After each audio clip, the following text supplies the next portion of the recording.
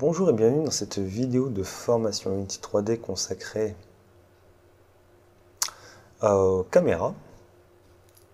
Donc alors ça va être encore une fois une vidéo basique, hein. Ce qu'il faut bien comprendre, c'est qu'on est encore loin de pouvoir voir les outils de façon un petit peu spécifique, mais on va voir quand même ce que la caméra permet de faire. Déjà, la caméra, comme tout objet, elle a une orientation, une position et un rapport d'échelle qui sert absolument à rien, puisqu'elle n'est pas représentée physiquement dans le monde. Et cette caméra, donc, je rappelle, cette caméra, pour accéder à ses caractéristiques, il faut cliquer sur caméra et voir un petit peu ce qui se passe là-dedans. Alors, en premier argument, on a Skybox, Non Clear, Depth Only, Solid Color. Vous n'allez quasiment pas trop toucher à ça. C'est quelque chose qui va vous servir si vous avez plusieurs caméras et qui va vous permettre d'avoir entre guillemets des rendus différents. Mais c'est un petit peu plus subtil que ça. Background Color, c'est la couleur du fond. Donc vous mettez ce que vous voulez. Un rouge bien pétant qui est bien en train de vous exploser les yeux là. Ça vous permet de changer la couleur du fond, ça va pas plus loin. Cooling Mask, ça permet d'afficher ou de ne pas afficher certaines choses à l'écran. Par exemple là, c'est marqué Everything, c'est-à-dire absolument tout. Si on met Nothing, on n'affiche rien, ce qui ne sert à rien. Mais vous pouvez décider d'ignorer que l'eau. Et dans ce cas-là, vous décochez l'eau. Projection, c'est le type de projection de la caméra, à savoir que si on est en orthographique, c'est-à-dire que c'est une vue orthonormée, c'est-à-dire que quelle que soit la distance dans laquelle on est sur un objet, l'objet apparaît toujours de la même manière. C'est le contraire de la perspective, plus on est loin d'un objet, plus il nous semble petit, plus on est proche, plus il semble grand. Fellow View, c'est un peu l'angle de vision. Alors, 60, c'est par défaut, c'est entre guillemets la vision de l'être humain. Vous pouvez mettre plus, vous pouvez mettre moins.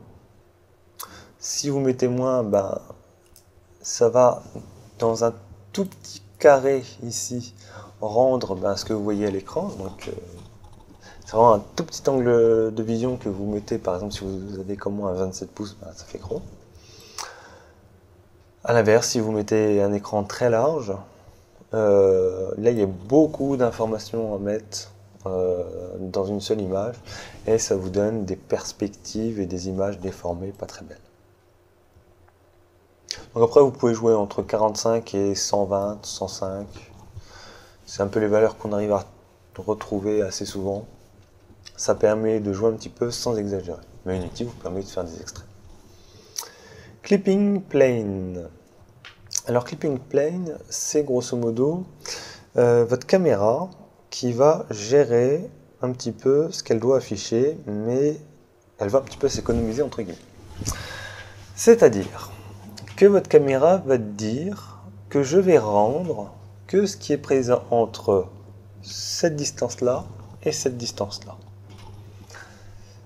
C'est-à-dire que là, elle décide d'afficher, alors ce qu'il faut savoir c'est qu'une unité c'est égal à un mètre, donc j'affiche tout ce qu'il y a entre 3 cm de mon nez et 1 km, millimètre.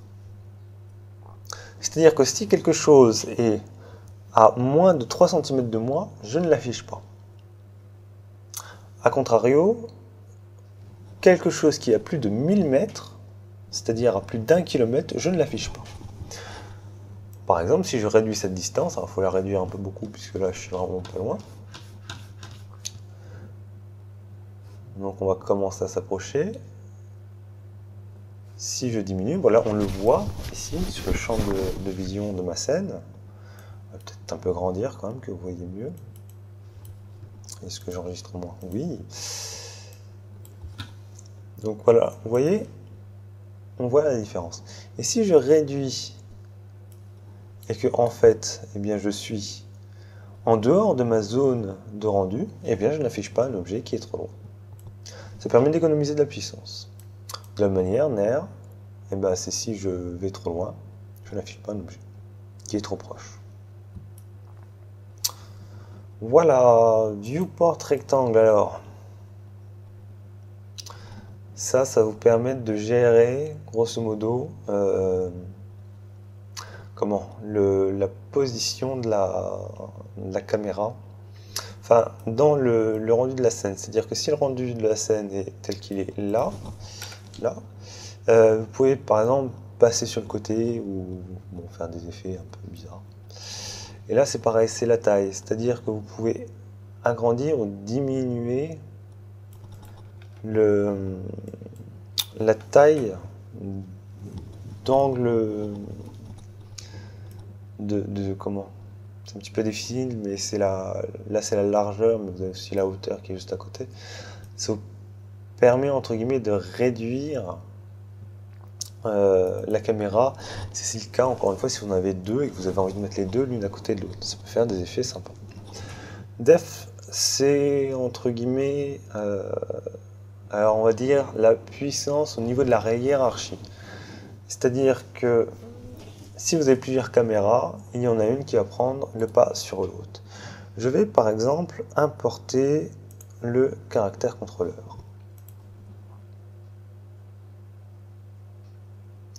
Il s'importe, je mets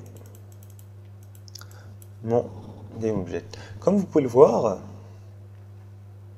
alors là il y a des erreurs, je ne sais pas pourquoi, il a déjà une main caméra qui a un depth plus grand. C'est-à-dire que lorsque je lance le jeu, bon, ça on va l'enlever. Alors, dans quel objet je l'ai mis? Voilà. Qu'est-ce qui se passe encore? Hop, ça c'est l'ancienne vidéo. Tu commences à m'énerver, toi.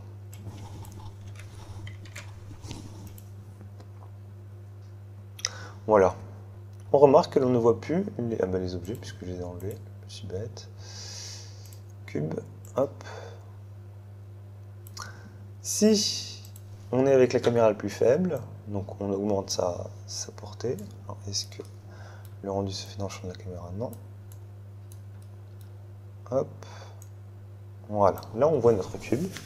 Si on diminue la force, entre guillemets, au niveau de la hiérarchie, on prend le pas sur la caméra du First Person Controller, qui a une valeur plus forte et donc qui est gérée en priorité. Le rendering path. Bonne question. Il faut savoir que ça, c'est quelque chose qui est dans la version Pro, par exemple, c'est dans la version Pro, les deux autres sont dans la version de base. C'est une façon de rendre la scène. Ne vous y attaquez pas. Target texture, j'ai honnêtement pas trop bien compris son utilité. Et on se moque un peu vu que c'est dans la version Pro.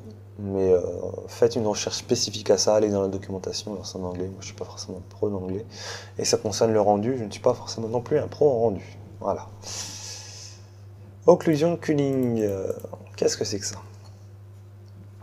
Eh bien, en fait, il faut savoir que les objets, même s'ils ne sont pas dans votre champ de vision, ils sont quand même présents dans la scène. Ils sont quand même calculés. Ça peut poser problème, et en ce sens, l'occlusion culling, qui est quelque chose de la version Pro, il me semble, ça a peut-être été adopté depuis. Moi, j'ai pas trop réussi à le mettre en place. Bon, faut dire que j'ai cherché 2 minutes chrono, montre en main.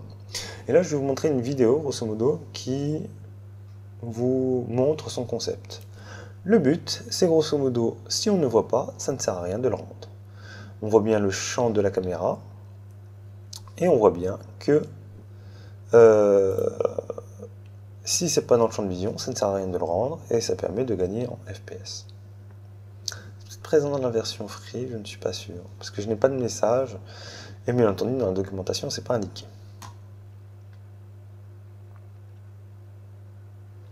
Bon, voilà le principe. HDR, ça permet, c'est quelque chose de spécifique, il vous envoie bien quelque chose de spécifique, il vous envoie un message. C'est une façon de rendre les textures, grosso modo. Voici ce que c'est l'HDR, ça permet d'avoir un rendu un petit peu particulier. Il y a des gens très beaux, ma foi, surtout lui. Ça vous permet d'avoir des effets de lumière, de rendu qui sont un petit peu particuliers. De mémoire, c'est dans la version Pro. Même pas, vous pouvez le faire, mais il faut des textures et un rendu particulier propre à l'HDR. Voilà pour cette vidéo consacrée à la caméra. Je vous retrouve dans une vidéo suivante pour la suite de cette formation concernant Unity 3D. Bye bye.